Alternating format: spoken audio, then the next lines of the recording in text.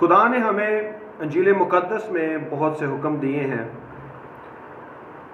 और हमेशा खुदा के पाक कलाम पर अमल करना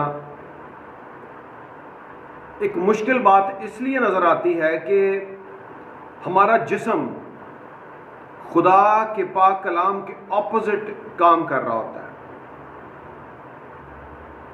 और जो हुक्म खुदा ने हमें दिए हैं उनको ना करने के लिए हर वक्त एक्टिव रहता है। फॉर एग्जाम्पल,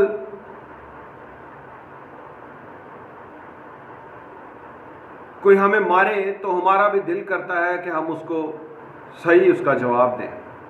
आंख के बदले आंख और दांत के बदले दांत, दिल ये करता है।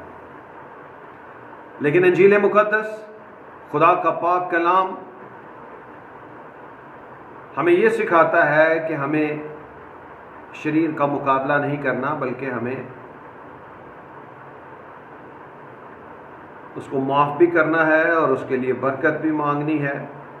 ये एक काफ़ी मुश्किल काम है। ये जिस्म के बिल्कुल ऑपोजिट काम है। लिहाजा हमारी पहली जंग जो है वो हमारे अपने ही खिलाफ है। हमें सबसे पहले अपने ही खिलाफ लड़ना है। शैतान के साथ जंग जो है वो तो बाद की बात है। सो हमें अपने जिस्म को मारते और कूटते हुए इसको काबू में रखना है और खुदा के सारे पाक कलाम पर अमल करते हुए ज़िंदगी गुजारनी है। ठीक है, जिस तरह हम सीख रहे हैं कि इंजील मुक़द्दस में खुदावंद यीशु मसीह ने और खुदा के पाक रूह ने अपने रसूलों को इस्तेमाल करते हुए, शागिर्दों को इस्तेमाल करते हुए हमें बहुत सी कमांडमेंट्स दी हैं। उनमें से कुछ जो हैं वो फ़र्ज़ हुक्म है और हमने पहले 3 फ़र्ज़ हुक्म हमने सीखे हैं। पहले 2 जो हैं वो तो खुदा को देने के ताल्लुक़ से हैं और तीसरा फ़र्ज़ हुक्म है कि हमें हर वक्त दुआ करते रहना चाहिए।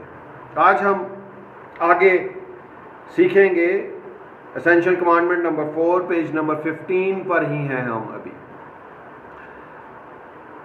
मैं खुदावंद यीशु मसीह का शागिर्द उमर मैसी एक दफ़ा फिर खुदा के पाक कलाम के साथ आपके सामने मौजूद हूँ और आज हम फ़र्ज़ हुक्म नंबर 4 सीखने को है। खुदावंद यीशु मसीह ने कहा, इंग्लिश में पहले चले पढ़ लेते हैं, Marvel not that I said unto thee, ye must be born again। Urdu तर्जमे में देखते हैं यूहन्ना की इंजील उसका 3रा बाब और उसकी 7वीं आयत। ताजुब ना कर कि मैंने तुझसे कहा तुम्हें नए सिरे से पैदा होना जरूर है। ठीक है, खुदावंद यीशु मसीह इस बात पर जोर दे रहे हैं, ये जरूरी बात है। देखें, एक एक नुक्ता, एक एक शोशा हमारे लिए इंपॉर्टेंट है और हमें खुदा के सारे पाक कलाम को कबूल करना है और उस पर अमल करना है। खुदावंद यीशु मसीह देखें इस आयत में स्टार्ट किस बात से कर रहे हैं? ताजुब ना कर, मार्वल नॉट, कि हमें नए सिरे से पैदा होना जरूर है। ये जरूरी बात है, यही आइन है, यही कानून है। हमें इसके मुताबिक अपने आप को ढालना है और जैसे मैंने पहले भी कहा, हर तरह से आपका जिस्म भी और शैतानी सारा नेटवर्क भी आपको खुदा के पाक कलाम पर अमल करने से रोकने के लिए एक्टिव है। खुदा पाक रूह से मदद मांग के अपने आप को खुदा की बादशाही के लिए तैयार करें। देखें, नई पैदाइश के ताल्लुक से, नए सिरे से पैदा होने के ताल्लुक से मैं काफ़ी टीचिंग्स दे चुका हूँ और यहाँ पर इस बुक को भी पढ़ने का मकसद हमारा ये है कि हम बुनियादी तौर पर उन सारी बातों को सीख लें और हम खुदा के कलाम के अंदर आ जाएं, उसके सर्कल में आ जाएं, अपनी ज़िंदगियों को कलाम के मुताबिक ढाल लें। जो कुछ खुदा कह रहा है हम उसको मान लें। ठीक है जी। और यहाँ पर ये आयत हमें फिर से सिखा रही है कि हमें नए सिरे से पैदा होना ज़रूरी है। ठीक है जी, ये फ़र्ज़ हुक्म है। मुझे पता है, मैं पहले भी कह चुका हूँ, बहुत सी कलीसियाएँ इस बात को नहीं मानती। ठीक है, एक जगह पर खुदा का कलाम हमें सिखाता है कि ना तो तुम खुद खुदा की बादशाही में एंटर हुए और तुमने दूसरे जाने वालों को भी रोका। ये एक सीरियस केस है जो कि खादमों पर, प्रीचर्स पर बनना है। फाइनल अदालत के टाइम पे तो होना ही है, लेकिन अभी भी जो है वो जो लोग खुदा के कलाम के खिलाफ मुनादी कर रहे हैं उनके लिए टफ हालात इसीलिए हैं कि वो दूसरे लोगों को जो खुदा की बादशाही में जाना चाहते हैं अपनी गलत तालीम की वजह से खुदा की बादशाही में जाने से रोक रहे हैं। ठीक है जी। और मेरी ऐसे सारे लोगों से रिक्वेस्ट है जिन्होंने अभी तक खुदा के कलाम की इस रिक्वायरमेंट को पूरा नहीं किया, नए सिरे से पैदा नहीं हुए, तौबा नहीं की, यीशु मसीह को कबूल नहीं किया और पानी का बपतिस्मा नहीं लिया, उनसे मेरी रिक्वेस्ट है कि मसीह के कलाम को रद्द ना करें, मसीह के फजल को बेकार मत करें। देखें, ये फजल सबके लिए है। यीशु मसीह के खून से धोकर अपने गुनाहों को दूर कर दें, हर तरह से सारी जिस्मानी और रूहानी आलूदगी को अपने से दूर कर दें और कलाम की इस रिक्वायरमेंट को पूरा करें। कुछ लोग कनाडा से मेरे साथ राब्ते में हैं और वो अभी बैप्टिज्म लेने के लिए स्पेशली इस कलाम के हिस्से को पूरा करने के लिए पाकिस्तान आने को है। लाखों रुपया लग रहा है, मेरे ख्याल 15 लाख रुपया शायद लग जाए या शायद इससे भी ज्यादा। लेकिन इसके पीछे आप ये देखें कि जज्बा क्या है लोगों का कि हमने खुदा के कलाम को पूरा करना है। ठीक है। सो यहां पर जितने लोग पाकिस्तान में हैं, जिन जो खादमों के साथ रफाकत में हैं, जरूर इस कलाम को पूरा करें। ये मेरी तरफ से नहीं है, ये खुदा का कलाम है, ये यीशु मसीह का हुक्म है कि तुम्हारे लिए जरूरी है। इंग्लिश तर्जमा है, इट इज मस्ट, ये मस्ट बी बॉर्न अगेन। सो मेरी रिक्वेस्ट है कि जब खुदा इस बात पे जोर दे रहा है तो खुदा के कलाम के आगे घुटने टेक दें। ठीक है। बहुत लंबी टीचिंग है नई पैदाइश की, लेकिन मुख्तसर यहां पर मैं आपको कमांडमेंट सिखा रहा हूं ताकि आपकी जिंदगियों में बरकत नजर आनी शुरू हो जाए और आप खुदा के कलाम के मुताबिक ढल जाओ। ठीक है जी। हमें इस दुनिया में रहते हुए एक डिफरेंट मखलूक नजर आना है। जो जो खुदा के कलाम पर अमल कर रहा है वो एक डिफरेंट मखलूक है। ठीक है। बहुत से नाफरमानी भी करते हैं, लेकिन बरकत उन्हीं के लिए है जो खुदा के कलाम के ताबे हैं, जो हर तरह से कुर्बानियां देते हैं। ठीक है जी। सो जरूर अगर आप अभी तक नए सिरे से पैदा नहीं हुए तो जरूर नई पैदाइश के लिए अपने आप को खुदा के सुपुर्द करें और खुदा की बादशाही के लिए अपने आप को तैयार करें। ये मेन बात है कि आपको खुदा की बादशाही में जाने के लिए खुदा के कलाम की रिक्वायरमेंट्स को पूरा करना है। 5वां हुक्म, he must increase but I must decrease. Urdu तर्जमा देखते हैं, ये जॉन 3:30 है, यूहन्ना की अंजील उसका 3रा बाब और उसकी 30वीं आयत। जरूर है कि वो बढ़े और मैं घटूं। हम सबके लिए जरूरी है कि हम शख्सी तौर पर कम होते चले जाएं। हमारी अना, हमारी अकड़, हमारा गुरूर, हमारा सब कुछ वो रिड्यूस होता चला जाए और हम खुदा के कलाम के मुताबिक ढलते चले जाएं। ये ज़रूरी बात है। ठीक है। जब हम खुदा के कलाम पर अमल करना शुरू कर देते हैं तो हम खुदा में बढ़ते चले जाते हैं। ठीक है। और हमारी अपनी इंसानियत और हमारे सारे चाल चलन जब हम उनको रद्द करते हैं और कलाम के मुताबिक अपने आप को ढालते हैं तो हम खुदा में बढ़ते चले जाते हैं, हमारा रूहानी कद बढ़ता चला जाता है। तो यहाँ पर ज़रूरी है, आपके लिए ये ज़रूरी है, इट इज़ मस्ट कि वो आप में बढ़ता चला जाए। देखिए, बहुत से लोगों को मैं जानता हूँ कि जो बढ़ नहीं रहे खुदा में। ठीक है। आपकी रूहानी तरक्की इंतहाई ज़रूरी है। ठीक है। आपका रूहानी तौर पर खुदा में ग्रो करना इंतहाई ज़रूरी है, ये मस्ट है। अगर ऐसे नहीं हो रहा तो आप ज़रूर अपने आप को एनालिसिस करें कि किस किस मामले में आप खुदा के कलाम को रद्द कर रहे हो और खुदा के कलाम के मुताबिक आपकी ज़िंदगियां नहीं हैं। ठीक है जी।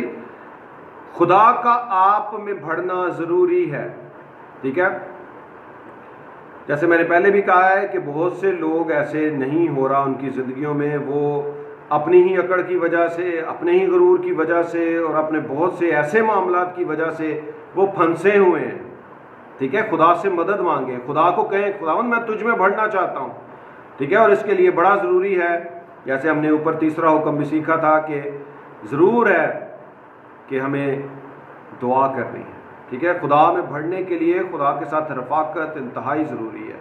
खुदावंद को रोज़ाना सजदा करें, उसके खूबसूरत कदमों में अपने सर को झुकाएं, हम्द के गीत गाएं, दुआ करें और कलाम पढ़ें। ये खुदा में बढ़ने का आसान फार्मूला है, ठीक है जी। और डिक्रीज होने के लिए, ठीक है जी, जो जिस्म के सारे काम जो गलतियों का ख़त हमें सिखाता है, जिस्म के काम खुदा का कलाम हमें सिखाता है, उनको हमें अपनी ज़िंदगी में से दूर करना है। चलें जल्दी से इसको देख लेते हैं, ठीक है। आप खुद भी तसल्ली से बाद में भी पढ़ लीजिएगा ताकि आपको पता हो कि किन कामों को आपको अपनी ज़िंदगी में से आउट करना है और कौन सी बातें हैं जिन पर अमल करके आपने अपने आप को खुदा के कलाम के मुताबिक ढालना है। अब जिस्म के काम तो जाहिर हैं, यानी हरामकारी, नापाकी, शहवत परस्ती, बुत परस्ती, जादूगरी, अदावतें, झगड़ा, हसद, गुस्सा, तफरके, जुदाइयाँ, बिद्दतें, बुग़ज़, नशाबाजी, नाच रंग और इनकी मानद, ठीक है। ये एक लिस्ट है, ठीक है। अभी हम इसको डिस्कस नहीं कर रहे, लेकिन मुख्तसर आपको टॉप प्रायोरिटी पे जिस्म के जितने काम हैं आपको अपनी ज़िंदगी में से आउट करने हैं ताकि आप कम हो और खुदा आप में बढ़ता चला जाए।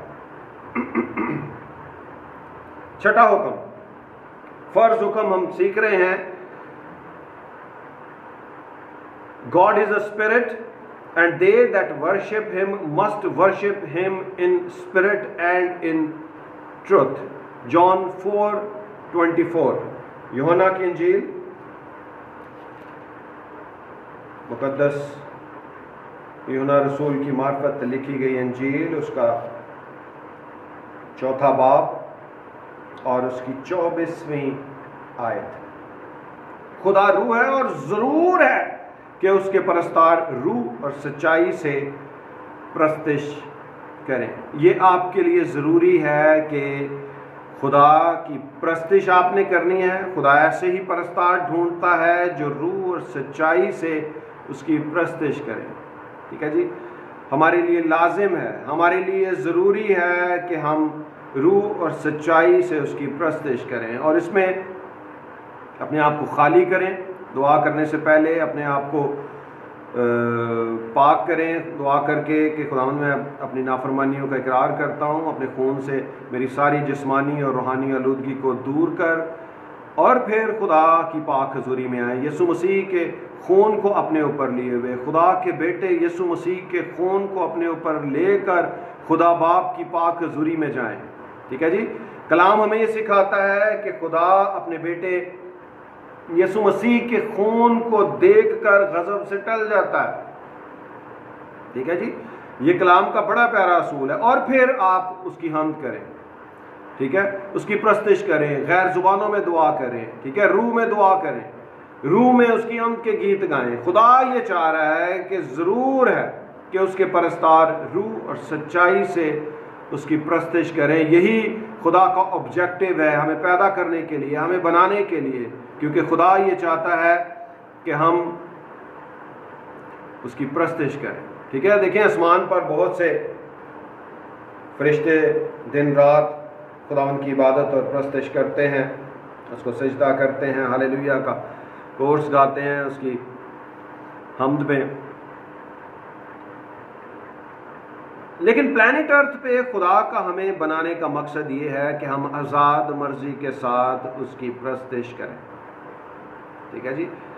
खुदा ने हमें आज़ाद छोड़ा है, खुदा अपने कलाम को हम तक पहुंचाता है और फिर कलाम के वसीला से हम इस बात को सीखते हैं कि हमें खुदा की हुजूरी में जाना है, कायनात के खालिक खुदा की पाक हुजूरी में हमें उसकी इबादत और प्रस्तश करनी है। ज़रूर है कि हम रूह और सच्चाई से उसकी प्रस्तश करें, कलाम पर अमल करके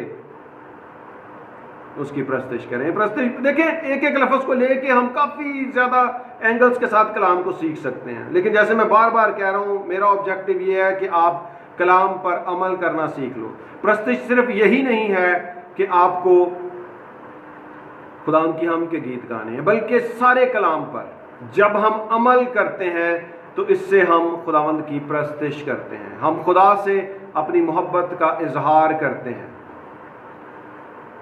सो यीशु मसीह का फजल आप सबकी ज़िंदगियों पर बढ़ता रहे और आप खुदा के सारे पाक कलाम पर अमल करके एक अच्छी बाबरकत ज़िंदगी गुजार सको। God bless you.